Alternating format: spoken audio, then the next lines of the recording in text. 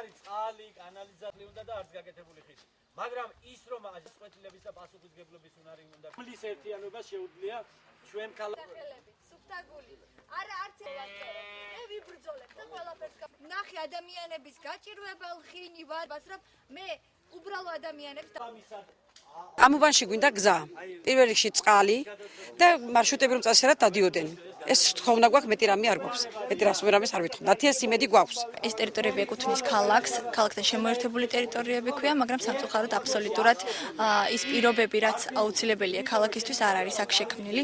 ელემენტარულად არ არის გზა, არ არის წყალი, სამარშრუტო ტაქსები არ დადიან შიგნით და მოსახლეობა არის აღშფოთებული მართლაც და ამ ადამიანებს სჭირდებათ მხარში დგომა, დახმარება და მე ვარ მზად, თუ მე მომენიჭება ეს პოლიტიკური მანდატი და მე გავხდები საკრებულოს წევრი, აუცილებლად ვიზრუნებ აქ მცხოვრები ადამიანების პრობლემების მოგვარებას.